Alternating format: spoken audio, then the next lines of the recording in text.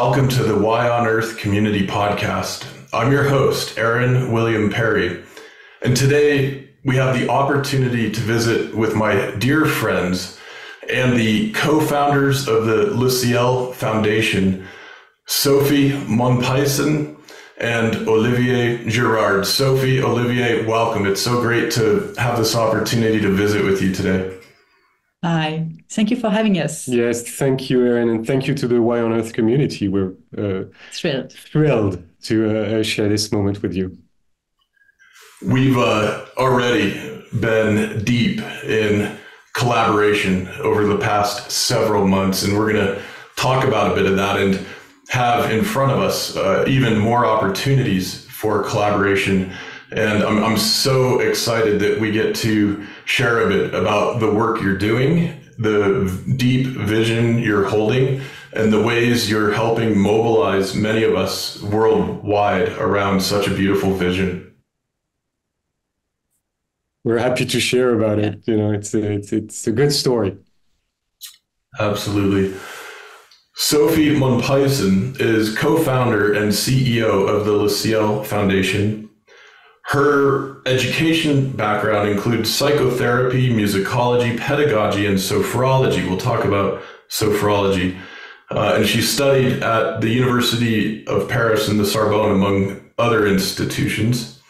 She holds the vision of a society that lives in respect and integrity with itself, society, and nature, close to her heart, and strives to bring this vision to reality every day.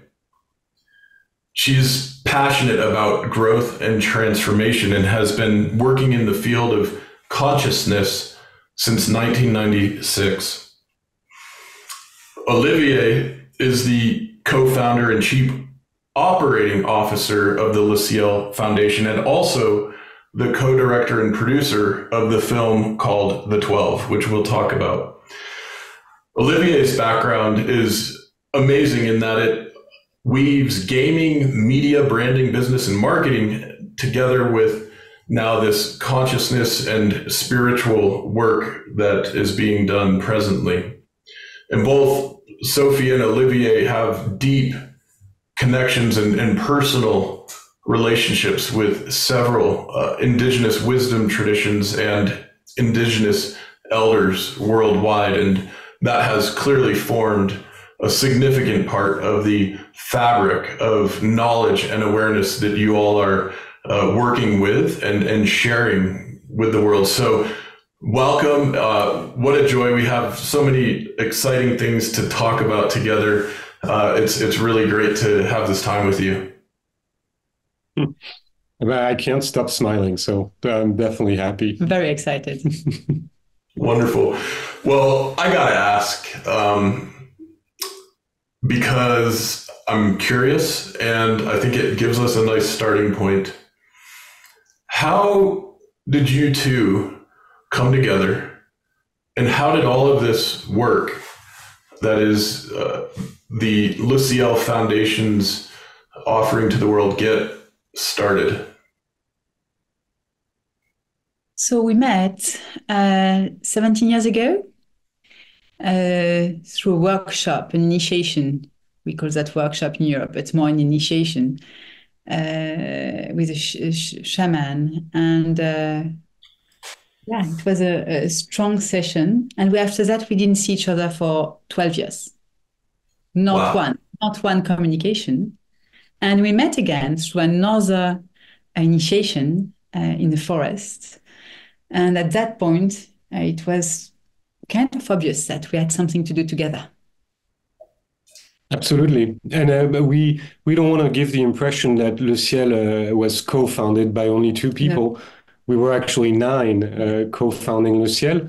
And the common denominator was the spiritual tradition that we were all initiated deeply into, that at one point gave us a sense of purpose and maybe a clearer vision of the missions that we all had.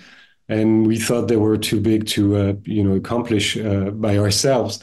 So we shared, and we were all sharing that drive coming from different backgrounds to actually make a change, to try to, try that alternative life where you actually create the world that you'd like to live in.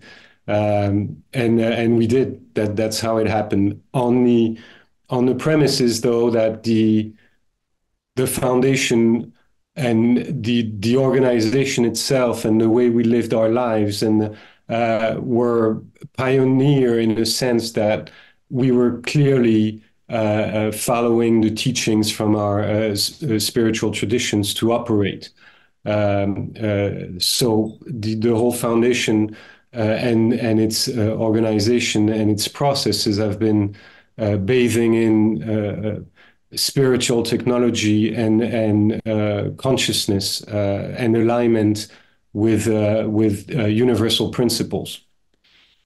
Yes, because everything we learn through our tradition, and we are learning every day, is through experience. So there's no dogmas, there's no books, there's no place of, okay, let's share and let's talk. It's really about your experience. You take your own lessons and you test them in real life. And just to reconnect to primordial wisdom, to everything that we have all within us. That's it. And so that was it. That's how the foundation was founded, with a first mission, which was the most, maybe the craziest challenge of them all, which was to find 12 elders that we didn't know out of 8 billion people, without any financial support except our savings, and doing it through guidance. Every step of the way. And gathering them at the UN in New York in 2017, just 1 year after the beginning of the foundation. Yeah, so that was that pretty much set up the pace and the ambitions and the proof of concept that everything's possible when you're aligned with what is supposed to happen at the universal level. I mean, yes. And when you accept the lessons from through the experience. Yeah. Yeah, when you go through it. The full spectrum of experience, the good, the bad, and the spiritual. Yeah. Yes, absolutely. Beautiful. And the inspiration and the guidance that clearly informs your work is profound and potent. And I imagine maybe for some in our audience, not something that we're accustomed to in our kind of day-to-day working lives. And I'm excited to dive into that a little more with you. And I want to first kind of ground the conversation by sharing my own personal experience, having met you about a year ago, almost precisely a year ago, plus or minus a few weeks, I think. And since that time, I've been part of a year-long holistic visions training process, curated and provided by the Ciel Foundation. And it has been an extraordinary experience, collaborating with an amazing array of leaders and change makers around the world. And of course, we had the opportunity to gather in person in Barcelona for the annual symposium last fall. And the way you have woven together so many disparate disciplines and wisdom traditions and personal practices to help us each become more proficient at collaborating in coherence with others, it is amazing. I mean, for me, it's been a life changer, and I mean that.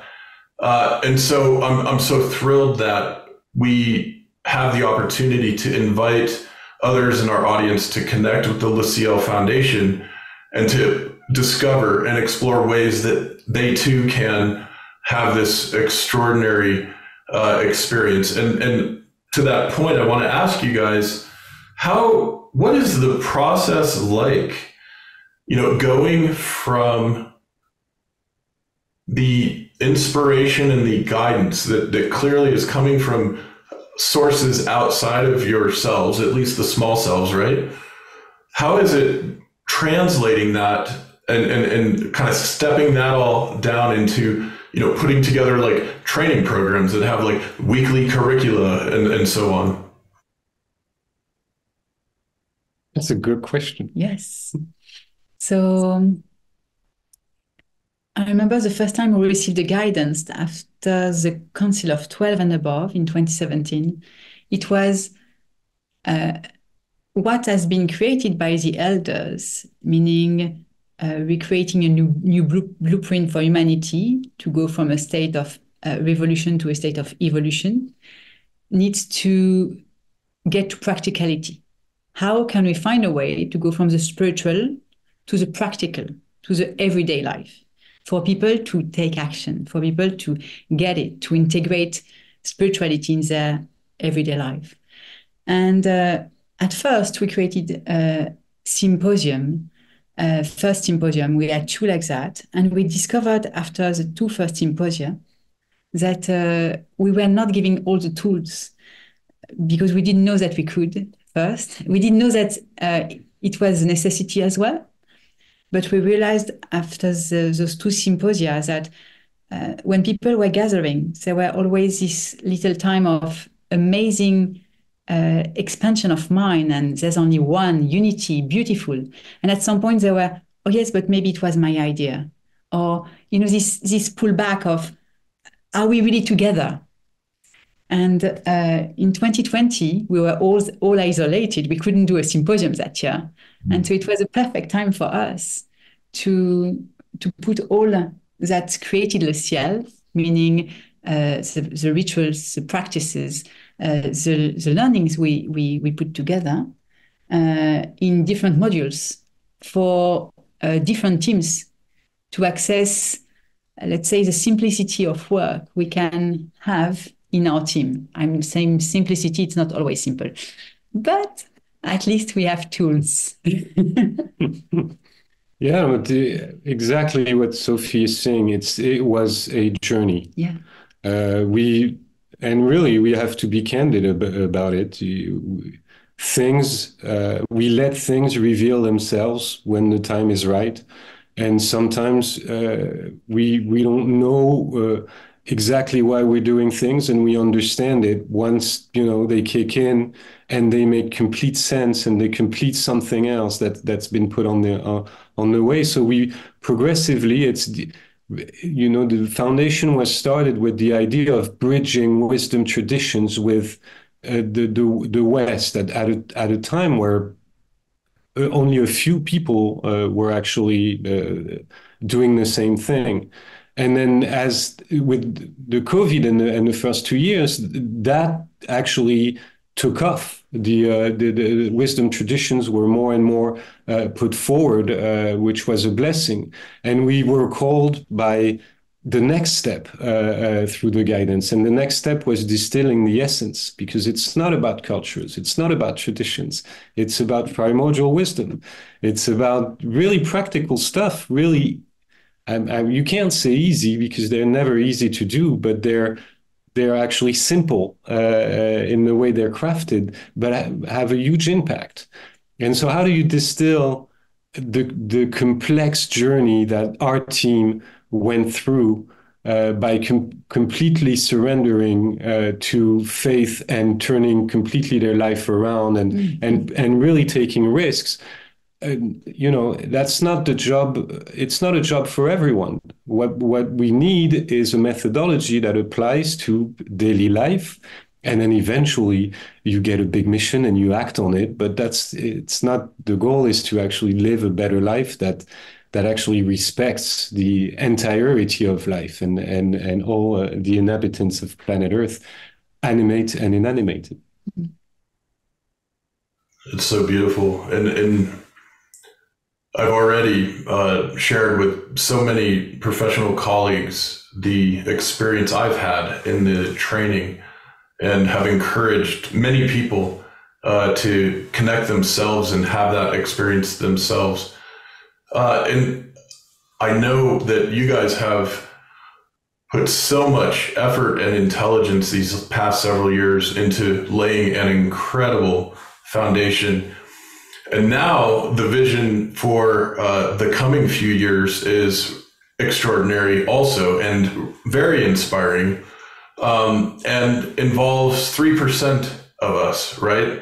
Can you tell us a bit about this and tell us how every single one of us connected to this podcast, connected to our organizations, is basically being invited to participate in what's coming? Yeah, thanks for addressing the 3%. So 3% in 2026. When we were looking for those 12 elders to bring to the UN, we actually met a lot of different wisdom traditions and many spiritual guides and shaman, and most of them were really addressing the same challenge, which was 2026, and the way humanity would be at a crossroads at this point, and had a simple choice to make: either live exactly the same way and get into a revolution, taking it to exactly the same situation in maybe 100 years or so, or the choice of evolution, which is, changing perspectives and doing things in a different way that is more aligned with the universal principles and values, and go into an evolution, like an upward spiral. So that deadline has always been very present for us, and explains why we've generated so much energy into doing what we do, because we know that, humanity in its whole cannot be shifted into some kind of different mindset in 2026. But following the principle of critical mass, 3% is enough to actually start tilting the balance. And this is what the universe is asking for, just that the balance is tilting a little bit. So that's the story about the 3% in 2026. Sophie will tell you more about what we're trying to convey for 2026. So the word consciousness is a lot for many people. Sometimes it's far too much. So it's maybe just a little awareness, getting into practicality of thinking differently. It's so easy when we go to do our shopping to think, I'm going to buy those fruits. And at some point to realize, oh, but they're in plastic. Oh, it would be so nice if they would not be. And we're not asking people, to drive kilometers to find a place where they can find their vegetables with no plastics. But at least already thinking, it would be so nice. It's already an awakening. It's already a level of awareness that maybe it's not totally normal that we are buying so much stuff, natural stuff, with plastic. It's a little example of what could be a shift in consciousness. And it's going in every layers of what we're doing, how we consume, how we think, how we act, how we talk to each other. It's going through the values, the principles we are putting into actions. Yeah, the essence of it all is primordial wisdom, and primordial wisdom is pretty much everything that is engraved in the universe, that actually makes life more aligned, therefore better for everyone. And it can be like Sophie is saying, so many little things. It can be just waking up and not listening to the news, but instead listening to music, to create that atmosphere. It's how do you look at a rainy day? Do you think it's a sad thing, or do you think it provides water to the earth and therefore is a blessing? How do you come to work? What kind of mindset, in very pragmatic ways, can be applied from 6 years old to 99 years old, that would make your day better and would make everybody's day better, and the world a better place. Very, really, that's the point of entry for us. And then that leads to much deeper work, which you experience with holistic visions, for example. For us, is really to go from a state of fear to a state of love. And a state of love is not knowing what's happening in the world. It's not denying what is happening. We know what is happening because we have the feeling that we are going to be pushed until 2026 by nature, by history, to see through things, to force ourselves to grow, to force ourselves to stop thinking individually and to think collectively, how we can together transform this world, how we can together be more attuned with the vibration of nature we are part of, by the way. And you were asking, Aaron, how can people participate? There's going to be a massive call for action. Yes. But for the moment, the ideas are bubbling up. And we're finding a lot of people on our way that have the expertise to actually make this possible, make this great ambition possible. And so that's what's happening at the moment. And we can't say more, but what we know is that anyone from Y on Earth that has an idea of, hey, yeah, I know how you can reach 3% of the population. I want to participate. Or I want to participate, of course. We're absolutely open to that, but we'll definitely, tell you more as soon as we went through the couple of workshops that we want to do around that. But yeah, it's a collective effort, and it could turn out to be something extremely fun and irresistible, and for everyone to join in into a massive collective action, even if it's for one day,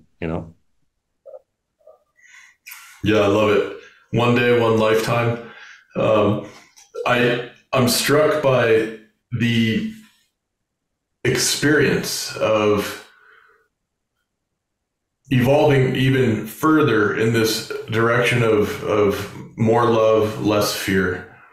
One of the things I found that you did so beautifully in the training curriculum is weave in just enough of the science to help those of us who, get a little more convinced with science, part of what's happening. And the experience we had, especially in our small group that met weekly for a year, is that, our neurobiochemistry individually transformed in the way that we related to each other and the way that we collaborated with each other. And we know in the science that there's something going on with the parasympathetic nervous system. There's something going on with the neurobiochemistry and the endocrine system. And so the weaving of the science is brilliant in its touches. This isn't an in-depth scientific curriculum by any stretch. It's an experiential curriculum. And, similarly, this notion of the 3%, this is from the science looking at adoption curves, right, of things like new technologies coming out. The way we humans tend to move from the very earliest movers, the avant-garde, the trailblazers, the ones that many of the rest of us might look at as being a little bit nuts. And then suddenly you're at this critical mass of 3%. And from there, often with technology adoption and with awareness changes, the rest of humanity, or a significant portion, the preponderance of the rest of us, follow. Can you tell us a little more about what you're envisioning and what does it mean to create a conscious connection among 240 million human beings on the planet in the next few years? I think you're right on point with the we're, you know, I think we live in such exciting times because it's convergence, right? And if you're really interested in science right now, it's going to tell you exactly the same thing. Spirituality or primordial wisdom has been saying for thousands of years or hundreds of years, depending on the information. And you know, even what you're talking about, the fact that being in a group operating at the same vibrational level actually affects each and every one of you. You can tie it to Rupert Sheldrake and the fact that it might even not be the nervous system, it might even be the water in your cells that is just communicating, because it's actually a single organism that covers the whole planet, which has been proven scientifically. So, yeah, you know, in our spiritual tradition in Gabon, the spiritual tradition is called la science, the science, and so, you know, everything is science. If when the science is not something that is completely separated from nature, from and is more on a, you know, the Darwinist pyramidal sense of man is above everything in nature. So that's the first thing. That's why it's part of our life and of the training program. The 3% and what it can look like or what it can feel like is a big question. And honestly, do you have an answer? I have so many images and you know, emotions and that come up. I have an answer. All right, go ahead. You know, the first time we met, Aaron, we knew already that we were going to work together. It was obvious. It was a vibration. It was stronger than a feeling. It was a connection, not through ideas, but it was a hello from our souls. It's the way I felt it the first time we talked together. And I would say the same with everyone on the path of the 3%. And sometimes it's souls that are less related or that are for further countries, but you can still recognize each other. We are not on our own. We are all together. And it's really this time of urgency of let's do something, but let's not do it for ourselves. Let's do it for the all. Let's do it for the greater good. Let's do it for all life and for the next generation. And that, for me, is a fabric of the 3%. Yeah, and even the name itself, the 3%, you know, when we came up with that, we didn't realize that because that's how, you know it as well as we do. That's how it rolls, right? The information comes to you, and maybe you don't know why, and then it makes sense. But knowing how the world is talking about the 1%, you know, that why not have a 3% counterbalance to that, you know, and being how exciting to be in a movement where you're in the street and you know that person that actually you don't know but smiles at you in the street and in a completely natural way is definitely part of that movement, and that, you know, and that it can actually be shared through really simple things. We're not talking about hours of meditation. All of that is it's just the next levels that you can go to, but a simple global point of entry is what we're looking for. And maybe one more thing about the 3%, it's a connection through the heart. So it can't be about violence. You know, it's a movement of heart. It's a movement of love. It's a movement of actionist, but really going through how we can shift things in a smooth way. It's not about going to revolution. It's really about going to evolution. Yeah, and then you know, this is why during the training program the universe provided us with the possibility of partnering with Bruce and BC from Massive Change Network, because then our ambition was never to create separation. It was always to, use the tools that humans resonate with at this point. And so the campaigning, all those different campaigns that people are drawn to use very specific tools, exactly like that curve you were talking about, that actually work. Why not use that to expand, consciousness and good living? And I think we're all ready for that, and could be excited to try it for a change and see how it works well. Absolutely beautiful.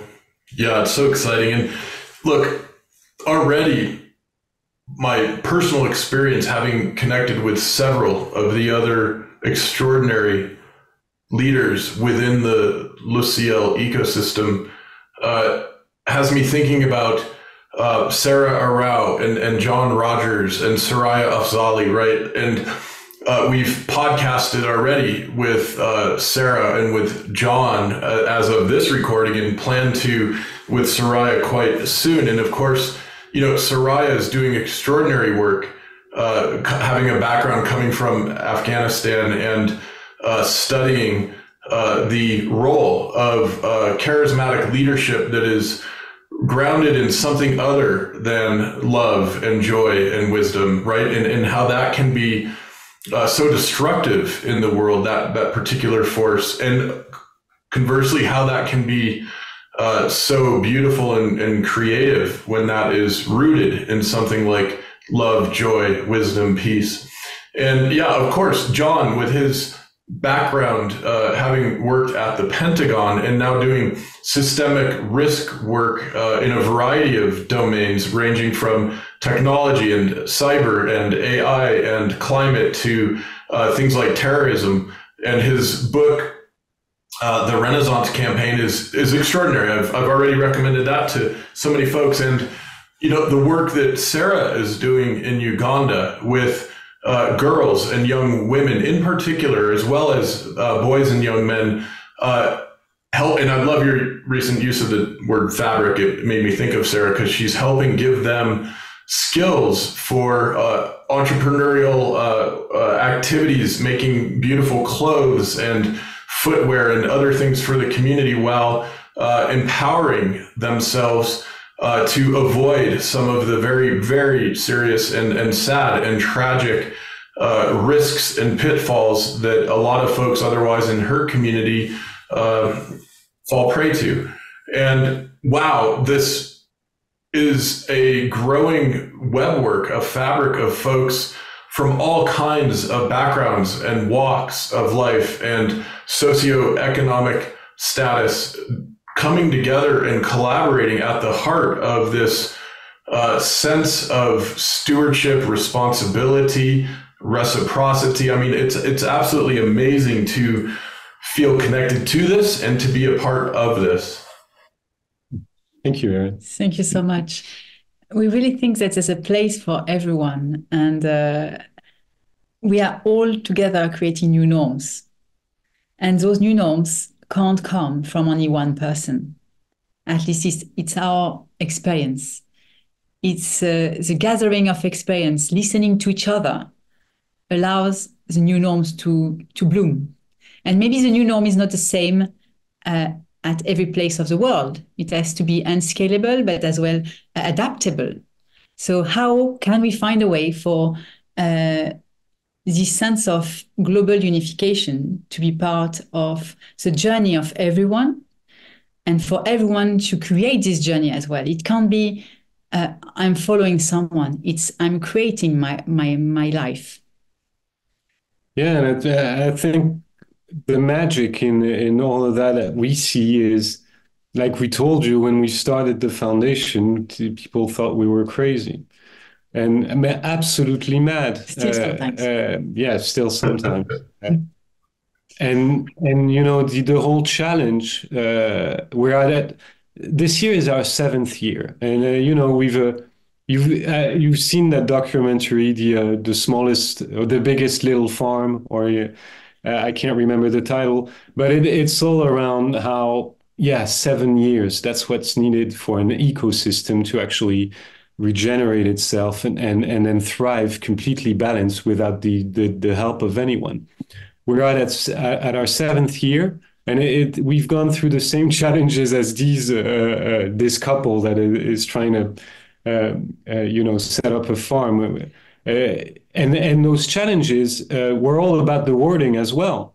How do you make it so that people as serious as the people that are in the community, because we're talking about the training program, but the alumni of the training program constitute a community that is absolutely amazing, and seeing today that quality of participants is actually attracted to the training program, follows it, and takes benefit of it to create impact is such a blessing. We're in deep gratitude to the participants and the members of the Holistic Visions community, because they're the arms and the legs of the whole thing.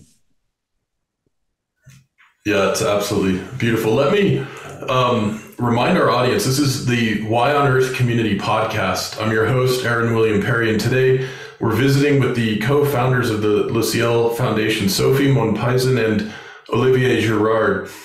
You can connect with Ciel at cielfoundation.com. There's a variety of resources and information there for you. Also on YouTube at Ciel Foundation, there's some beautiful video resources, including the amazing film, The 12. And you can also connect with Sophie, Olivier, and the organization through LinkedIn, and we'll provide the specific links in the show notes, of course. I want to take a quick moment to thank some of our friends and sponsors who make the Why on Earth Community Podcast possible, and also the broader work that we're doing through our ambassador network at the Why on Earth Community in partnership with some amazing organizations like Ciel Foundation. And those sponsors include Chelsea Green Publishing.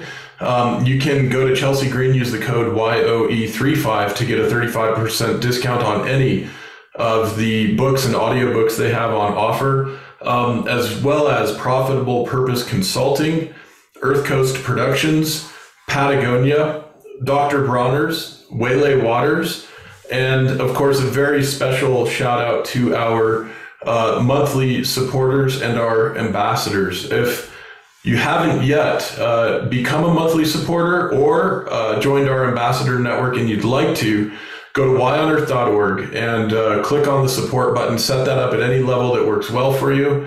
Or you can now go to our Patreon to set up your monthly giving there. Of course, we've arranged a number of wonderful goodies, giveaways, and resources for you to take advantage of it at varying levels. At the $33 a month level, in the continental United States, we will ship you a jar of the biodynamically grown hemp-infused aromatherapy salts from Waylay Waters as a monthly thank you gift and a token of appreciation that will help you deepen in your own personal well-being practices. Nothing like a good soak with Waylay Waters to de-stress and rejuvenate. And for our ambassadors in particular, we have a variety of exclusive resources available, including our behind-the-scenes segments with our podcast guests. So if that's something you want to be sure to have access to, just go to whyonearth.org and get your ambassador adventure started by clicking on the Become an Ambassador page. And Olivier and Sophie, when we do the behind the scenes segment, of course, we're going to take a little deeper dive, and I have some special questions for you then and there, but we'll hold that till a bit later.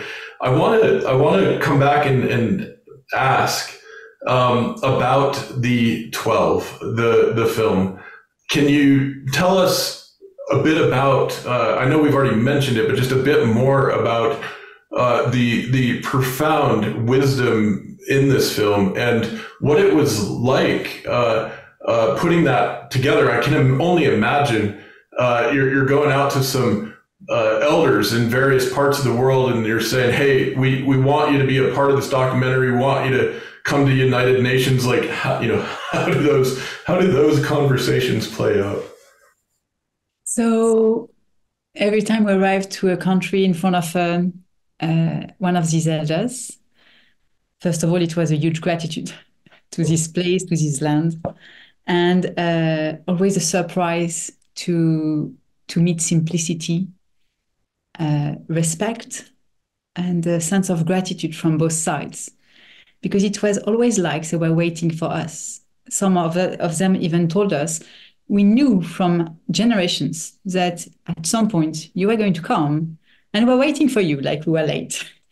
And we had no clue, obviously. And so it was really about asking them to connect to what they knew already. So when we were telling them this council is happening, we felt that you were part of it. For them, it was most of them a direct yes. For two of them, it was, we need to consult spirits and we need 3 lunar cycles to come back to you. But there were first appreciation already. And one of them needed kind of 6 months to tell us yes. And it was our... A year, actually, no? Kind of a year, yeah. Mm-hmm. Master Atom Ribanga, our master. He's the first one we asked for. And when we asked again, 9 months after, he was, oh, what are you talking again about? And so he was, what did you learn on your journey? And at that point, it's a yes. But it was always about the council. It was not necessarily about the film. The film came after. And the film was, and it was our token of appreciation to them. It was for them to have the speech. That's why during the 12, there's none of us. It's only them. It's only what they want to share to the world. And as a co-director with Lucy. The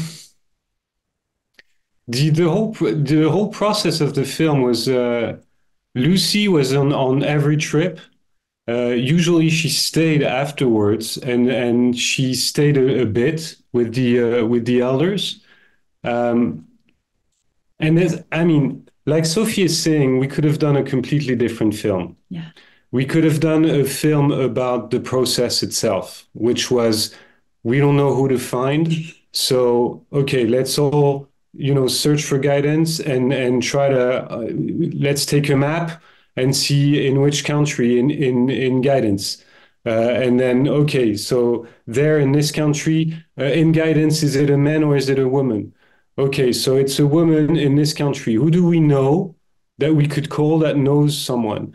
And then calling people, thinking that we're crazy. You're looking for a woman in my entire country, which could be a spiritual leader, but will not be someone famous because that's not their role. Okay, no, I don't. Different of age. Yeah, and around 40 or 55. And then they would say, okay, well, I don't. And then they would call us back 3 weeks afterwards, like the craziest thing happened. I was in a lunch, and I don't know why I talked about your thing, and this guy knows someone, so here's his number, and so on and so on. And all the elders were found like that. And when we arrived on site, usually we couldn't meet the master right away. There was always some kind of challenge, something happening. A test for our group in terms of coherence and resonance, like we're teaching in a training program, and it was only when we had reached the point that really we were in sync vibrationally that then the elder would actually appear, or that we would get a phone call saying, okay, you can meet. So it was a whole process that led us up to the Council of 12 in New York, where 3 days prior to the council, we didn't have any room at the UN, and we didn't have any room to do the opening ceremony for that council. So we didn't have anything apart from 35 indigenous people in a hotel. And the same thing happened. We went through a whole day of a process where we put everything on the table. There was a lot of crying. There was a lot of hidden conflicts that were resolved. And that day, we remember that day, we were at a very high level in a building, and we were in the clouds the entire day. And then at the end of the day, when we finished, the clouds broke up with a ray of sunshine. And then we opened our computers, and an organization came back to us in the meantime saying, we have a room for you at the UN with passes, with the necessary passes. And then in the next hour, the assemblage, the club in New York, was telling us, yeah, we'll give you a whole floor for free to do your opening ceremony. So that's how things roll during the trips. And Lucy didn't capture all that because it was never our intention. Our intention was to give speech to these elders. Yeah. We knew that they were going to do a huge ritual for humanity in the UN, and we wanted to give them the opportunity to speak their truth. So the film is really about that. And even though you see them traveling and you see them in New York, and it's a great experience to see that, it doesn't really how the film was conceived, which was absolutely crazy. And then Lucy came back with all the rushes, and then we collaborated, both of us, to do the final cut. And they gave us so much, as you said in the introduction, and as you said about the tests and challenges, because if we can, or if we give tools of coherence in our training program, is because we had to go through it in intense manner. I mean, we could have lost someone in our team during those tests. It was not about being in front of a computer on a call. It was really physical. We had to face ourselves. We had to trust universe that we're on the right path. And that was really, I think, the first test we had to go through. At some point, I was on a cliff, barefoot, with 20 meters completely of emptiness under me. And I was thinking, okay, if I'm not on the right path, I'm going to die. If not, it was the right path. So this feeling of we go through things, we create something, we trust universe. We trust the process, yeah. We're in complete faith. And I mean, you can't be like that all the time. No.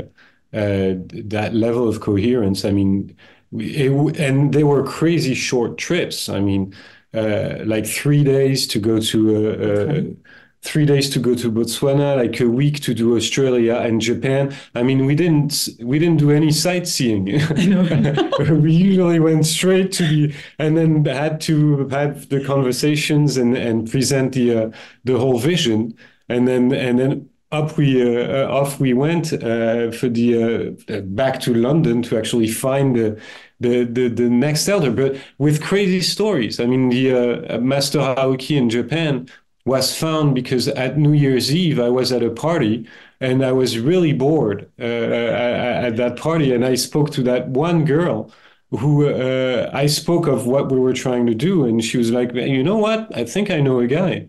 That could a Japanese master that could help you. And I came back to Sophie. We did the readings and guidance, and surely enough, he's one of the most. There's no important elder in the 12, but he was one that was that the public. The audience of the film noticed the most, because he is an elder in a city. You know, we always talk to being connected to nature, and his main teaching was how you can connect even when you are in a city. You are in Japan, in Tokyo, it's full of people, it's compact, there's no nature, but you are still completely rooted into your own nature. Mm. And so that's why maybe people really had a special appreciation for him sometimes, because it was allowing them to realize that they could live their life into cities and still be connected. Absolutely, yeah. Beautiful. I want to give a quick shout out to Lucy. You mentioned Lucy several times. Lucy Martens or Martin. How do you pronounce her last name? It's Martens. Yes. Martens. Yeah, I mean, those beautiful images have all been shot by Lucy. She's a very talented filmmaker.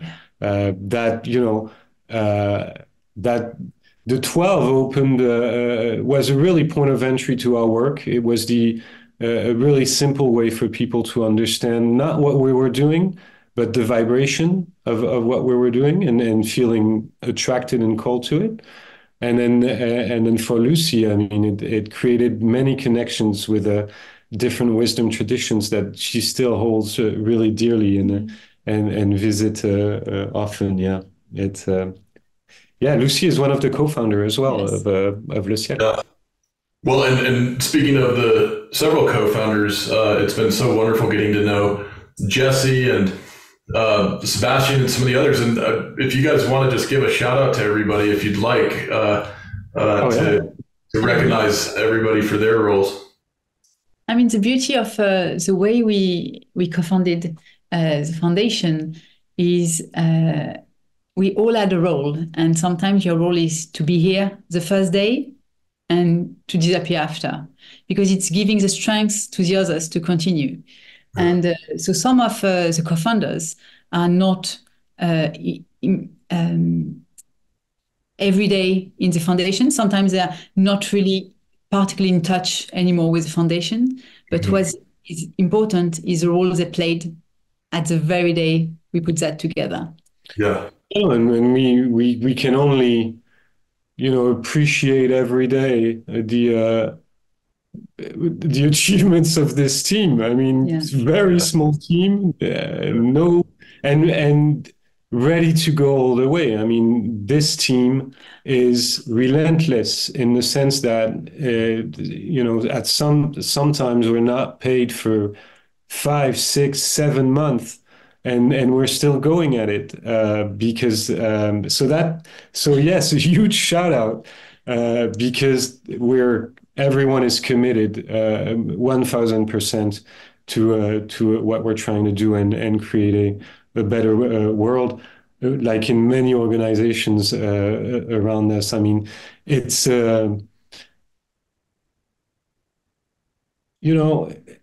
most of the people who don't know could think that this is all yoo-hoo and new age, and not at all. All these organizations are so driven, so focused, and so efficient, doing amazing things with so little money. And it's a challenge in life. Really, it's you need to stand in front of your choices and stand strong at sometimes. And so we have a huge respect for our team and for all organizations that are active on that global mission. It's a big one and it's challenging, but it's rewarding at the same time. Yes, and what impressed us as well a lot with our team recently is the level of precision. In our culture, precision is really important. There's discipline, but there's precision. Being details are the most important thing, let's say. And so every project, to make sure that we go through all the details together, that we do our best. Obviously, nothing is perfect. No one is. But we all put our efforts together to create something that is as perfect as possible. We are striving to perfection, let's say. Yeah, and then to really, to me, the last thing is when we started to meet people like, 3-star generals that were ready to spend hours on phone calls with us to discuss about, projects that we had. And we knew that somehow the team and its vibration was sending a vibration of truthfulness. There was no deceit. We're walking the talk as much as we can with the, and so I think without that in the team, which is not something easy to master, we wouldn't be where we are with the foundation right now. And the particularity of the team as well is we think that to change the world, we have to change ourselves. So we begin within. And so we are all going through a huge process of inner growth. And it's not easy for all of us who are on this journey. It's not easy to face our shadows, to recognize them, and to see in the eyes of others that are pure mirrors to us. Because, a team working together for 8 years together every day, they are exact mirrors of what you are projecting in the world. So you can't deny, you have to face, you have to see, you have to accept, you have to integrate, change. It's a huge job. And so as well for that, for them to be here for us, and we are here for them as well. It's a reciprocity process, but to make sure that we are all keeping the line as much as possible. Yeah. And I mean, just to, be on the, I want to be reassuring, because I mean, the kind of challenge if people that want to go all the way, that really hear the call, and the whole world doesn't need to be like that. We're really advocating for something practical, easy, simple, that just makes your life better and the life of the others, without having to go through the, the whole challenge, and because there are many levels of understanding, and it's the right timing for everyone. But doing it in a community, strong community, is essential. And it makes it's a safe container, loving container. Absolutely. And that's what the Holistic Visions is. Really, it was funny. We were on the phone with one of our community members. And we were trying to organize more phone calls. We were trying to, solicitate his advice on, and he was like, Holistic Visions member are the only one I actually agree to talk on the phone without even knowing what they want to talk about, because I know there's going to be a quality to the conversation that I will get something out of it, and that's priceless. I mean, so we're in full gratitude for that. Yeah, I can relate and attest to that sentiment, and want to encourage everybody to check out the Ciel Foundation on the website, cielfoundation.com. If you're able to support the Ciel Foundation, support the work that's being done, engage with the Holistic Visions training and other opportunities and offerings that Olivier and Sophie and their team have put together for you, and definitely watch the film, The 12. There's so much you guys have created for us. And also, I want to be sure to mention, you're doing work for children as well. And you've got this program, Earth Cubs. Can you tell us a bit about that and what you're doing there for the younger among us? Yes. So in 2020, I think, Olivier got the vision of we should create capsules of wisdom for kids. And for the last 3 years or 4 years, we were trying to put that in the budget. We were trying to meet some people until 6 months ago. We've been contacted by Earth Cubs, and they wanted to create a training program for kids based on the training program we do with Holistic Visions. And the 12. Yeah. And so Olivier's mission. It's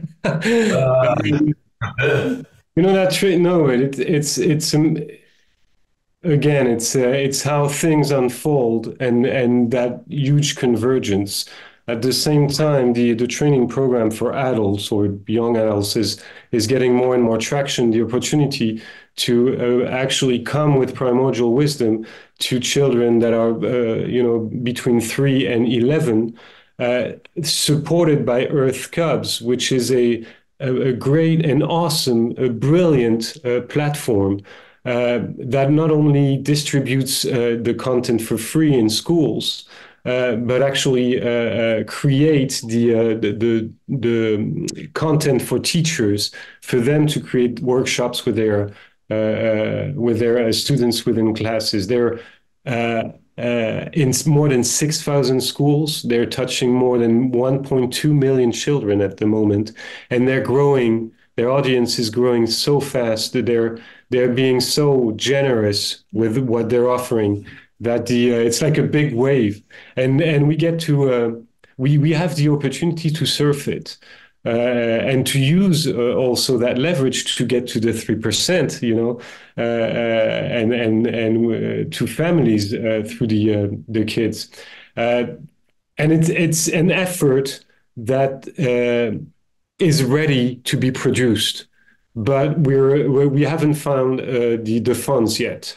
And when we started that project about 5 months ago, we started talking about it, and we're like, oh, that's absolutely brilliant. You're doing a 12 chapter mini series for kids around, really pragmatic stuff around what they can do, how they can interact at their age with primordial wisdom. It's going to be so easy to find, funds for that. And it's not because, the situation is what it is. It's hard to fund projects like these. So any help around that is absolutely appreciated, because all of our missions have really we had to set up everything from the ground up, and it was a considerable amount of challenge and work to actually get to it. This is the one that is actually it's ready to it's ready to go. It's not going to be incremental, like 100 kids and then 2,000. No, it's straight away several hundreds of thousands of them, and so we're really putting the intentions that we're going to find those funds, and hopefully through the selling of the art that we have behind this, but with the support of anyone that knows about grants, about even individuals that want to support education and that kind of media.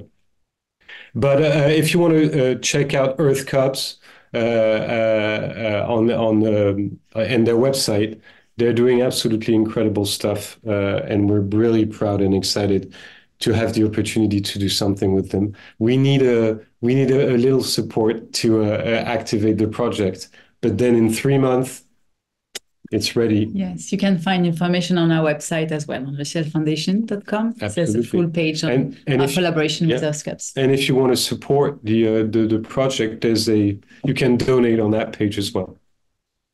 Wonderful, fabulous. Just a quick question out of curiosity. So many schools, so many kids and students. Is that primarily in Europe, North America, worldwide, elsewhere? Worldwide. It's worldwide, and first it was only in English, and now it's getting translated. It's going to be in French for sure, but as well as Spanish. So it's growing. So the network is growing.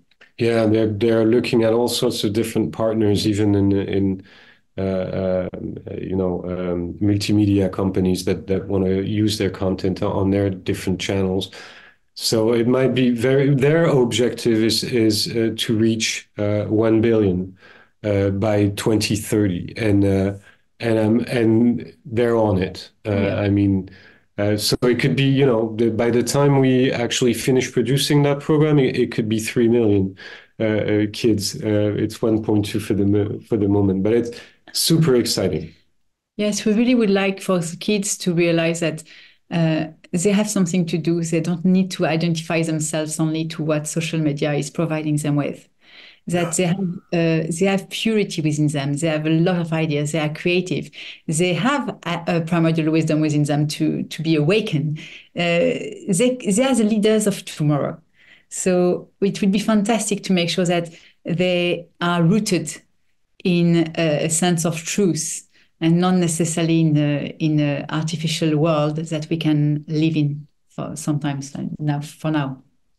Yeah, it's how can we reconnect our children to the world, the real world, and those values and principles that actually matter to thrive as a collective organism, humans, animals, plants, rocks. This is all a beautiful creation that actually works wonderfully when one species is not going crazy.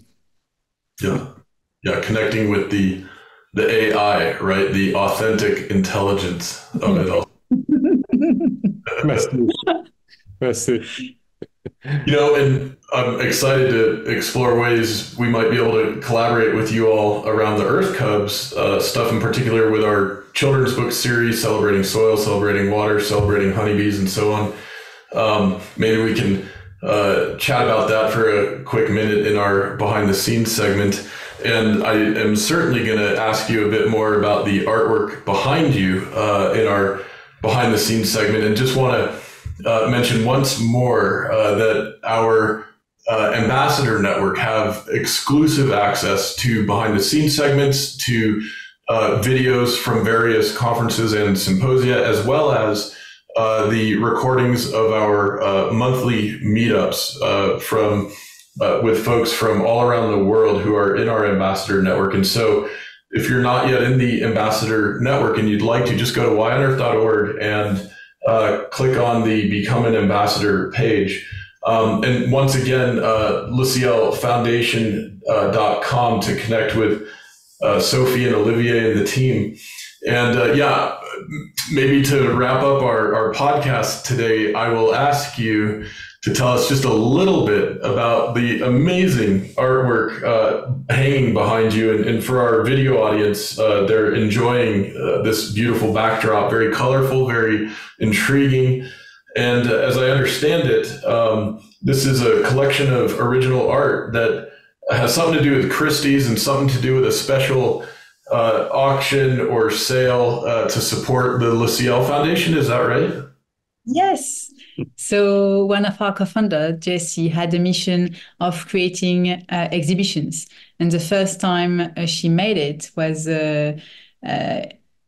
with Philips, and we had a fantastic exhibition in 2018. And 3 pieces of art remained after that, sadly. And after that, we had the Christie's exhibition in 2020. And we were meant to have the auction on the 6th of April.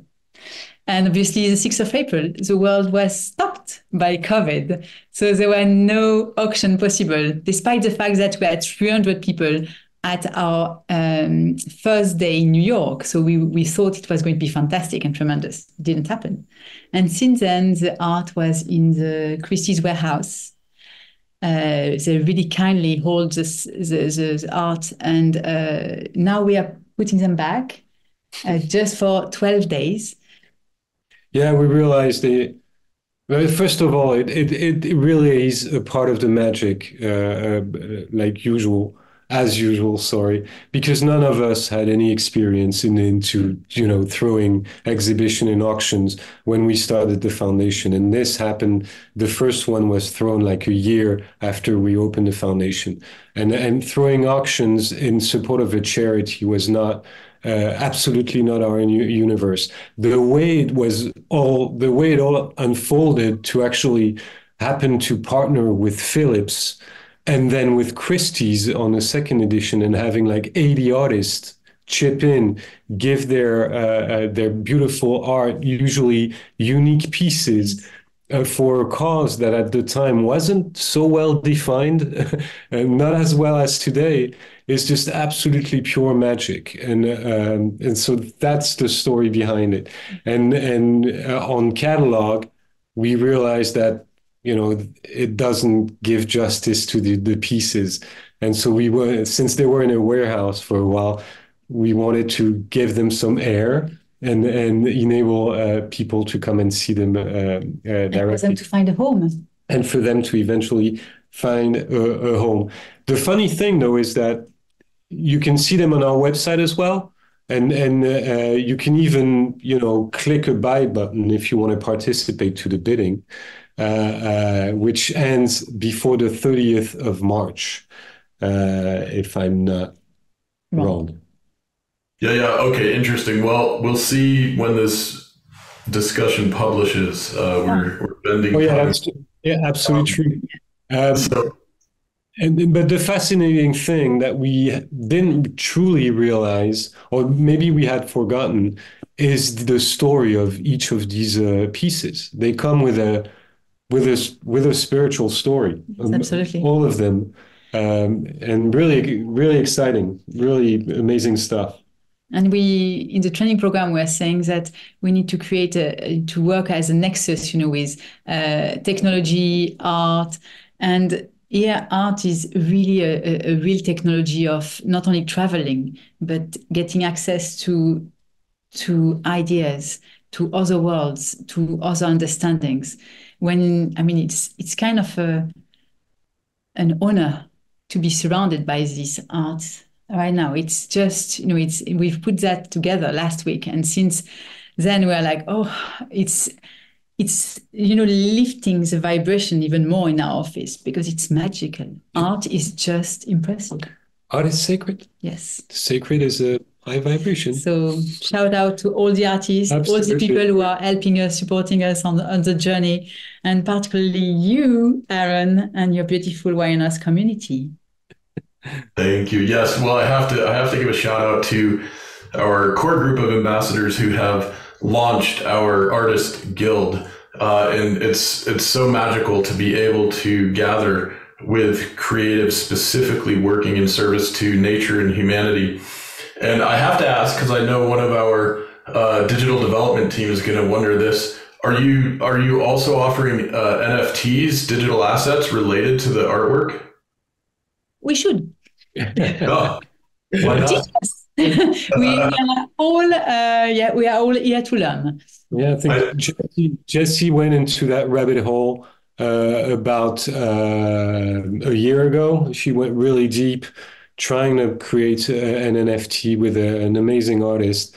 That didn't pan out. Wasn't the right time, maybe. But yeah, of course, super open to learning more about it because we don't have the expertise, that's for sure.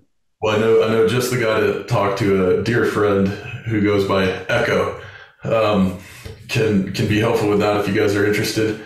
And yeah, I'm really excited. We can chat a little more about that in the behind the scenes segment coming right up.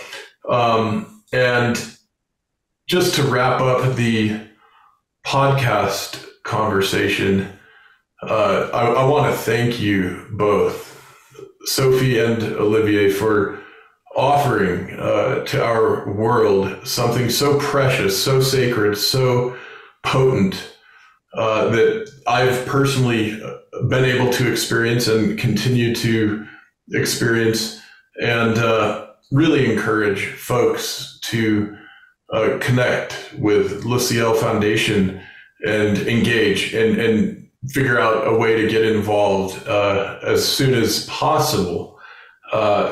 Time is of the essence, and as we like to say, slow is smooth, smooth is fast. There's no stress, but I encourage folks to connect and get involved expeditiously. And before we sign off, I want to invite each of you to share anything additional that you'd like with our audience. And again, Sophie and Olivier, thank you so much from my heart.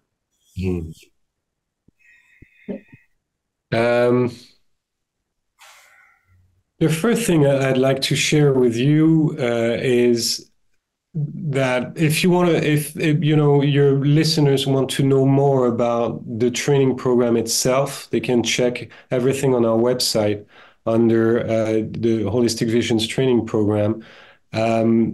All the information is in there, but the journey is really going from the I to the we, exactly like you said, in a very detailed and driven way, from individual clearing to then putting yourself in service of a group, and then creating coherence, and then designing life-centered principle-based ideas and projects. Everything's on the website. And the second thing is, of course, reciprocating that deep gratitude that you just expressed, to you, to every actionist, every person that is aligned, feeling the alignment, and faithfully working to expand that vision. I'm very grateful for the the universe itself, or source, or whatever you want to call it, because we're very conscious that we're just instruments, we're just conduits. It's not really about us, about us personally. And we were also told that with the elders when they were telling us, we've been waiting for you. Well, some white people. It didn't matter if it was us or anyone else. What mattered was the mission to go to the UN, and that's the kind of mindset we're in. So yeah, but I invite everyone that wants to help change the world's mindset in a pragmatic and practical way to join us, and then we're all about collaboration. We can't do this alone. And I'm going, yes, to ask everyone who feels called to this 3% movement to come to us and see how we can create that together. And I would like to really send my love and gratitude to all the Why on Earth community, because not only for what you are doing, Aaron, but for supporting what you are doing, because it's super important that what you are doing right now is spreading.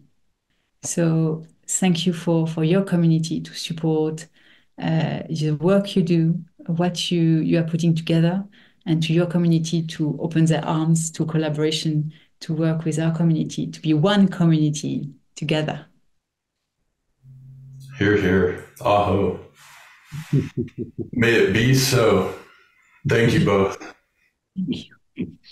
Thank you, Aaron, and thank you to all the listeners. Yes. Thank you. You're the ones that make that happen as well.